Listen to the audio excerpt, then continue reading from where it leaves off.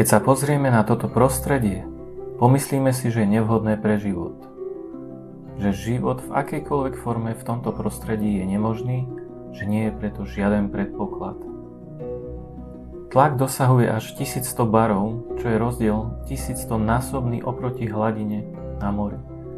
V týchto podmienkach sa deformuje oceľ a plyny sa stlačajú na kvapalinu.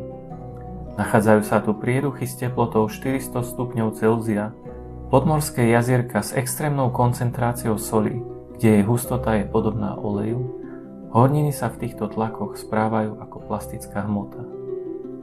Povedal by si, že sa tu nachádza život? Povedal by si, že dokonca tu rozkvitá? Asi pri bežnom uvážení myslím, že nie. Ale je to pravý opak. V týchto extrémnych podmienkach nielen život prekvitá, ale aj naberá bizarné podoby a tvary, ktoré majú svoj význam.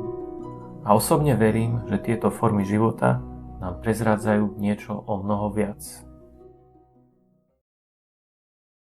V liste Rímanom v 1. kapitole 20. verši sa píše: Lebo jeho len zmyslom duše pochopiteľné neviditeľnosti vidieť od stvorenia sveta po učinených veciach, totiž jeho večnú moc a jeho božstvo, aby boli bez výhovorky. Čo zamýšľal Boh s týmito stvoreniami, ktoré sa líšia svojim tvárom, konštrukciou, funkčnosťou a schopnosťou prežiť v podmienkach, kde by žiadny iný organizmus nemohol existovať? Som presvedčený, že to má zámer. Zámer svedectva. Na oceánskom dne v hlbine temnote sa pohybujú tvory, o ktorých nemáte ani tušenie. A tak je to aj v duchovnom svete. Som presvedčený, že more je symbolom, jeho hlbina, temnota, niečoho skrytého, niečoho neviditeľného. Aj v duchovnom svete. Viete, keď som uveril, dookola som si púšťal videá, kde boli nejaké známky démonickej aktivity, či priamo alebo nepriamo. Týmto nikoho neodporúčam takéto veci sledovať, vyhľadávať, ale chcem svedčiť, že áno, duchovný svet je reálny. Je tu Boh a diabol a je tu dobro a zlo, ktoré neustále bojuje. Aj keď vieme, že Kristus zvíťazil nad smrťou, že je to moc temnoty, ktorá dostala vymedzený čas. Anjel, ktorý kedysi oplýval veľkou múdrosťou, krásou, bol to zakrývajúci anjel, cherub. Áno, hovorím o diablovi, ktorý je otec lži a klamstva, ktorý neprišiel na iné, len aby klamal, kradol a zahubil. A tak ryby v hlbinách vydávajú falošné svetlo, produkované svojimi orgánmi, kožou. Tak aj slovo Lucifer znamená svetlonož alebo nositeľ svetla. Falošné svetlo preniklo aj svet konšpiračných teórií, kde napríklad príde diabol s malou pravdou, ktorú zaobali do tisícov klamstiev. Ako to viem?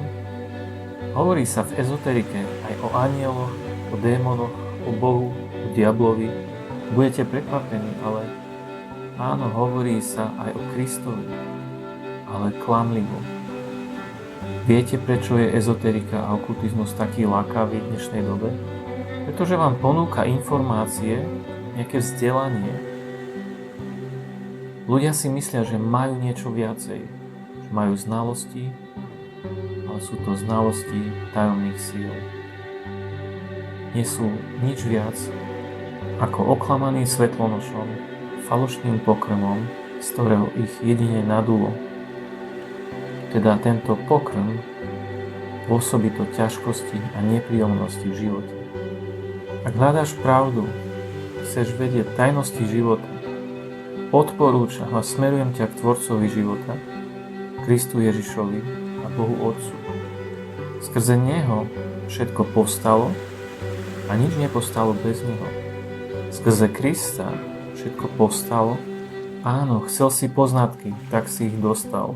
Ak chceš večný život, čiň pokánie a obráť sa ku Kristovi, Božiemu slovu. Žiadne náboženstvo, žiaden okultizmus, ani tvoje čarovanie, ani manipulácia, nič ti nepomôže, keď v ten deň sa postavíš pred živého Boha, spravodlivého Boha, svätého, ktorý bude súdiť živých i mŕtvych.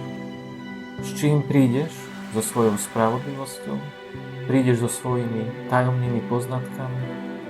Alebo s dobrými skutkami, ktorými si chcel uspokojiť svoje poškvrnené svedomie? Nestačí to. Jedine krv baránka Božieho, Pána Ježiša, ťa mohla vytrhnúť z moci diabla a jeho smrti a aj vytiahla. Keď tomu veríš, dokonalá obeť na kríži, Kristus bez poškvrny a bez hriechu, spravodlivosť Božia naplnená skrze jeho obeť, zákon naplnený.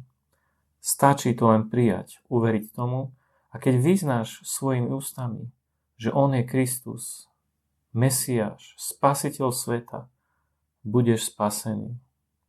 Ako je napísané, dneska je deň spasenia.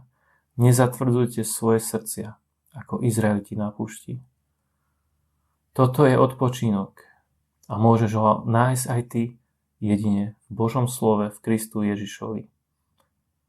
Žehnám pokoj Boží, svetlo do vašej situácie, svetlo života Božieho slova, ducha pokánia.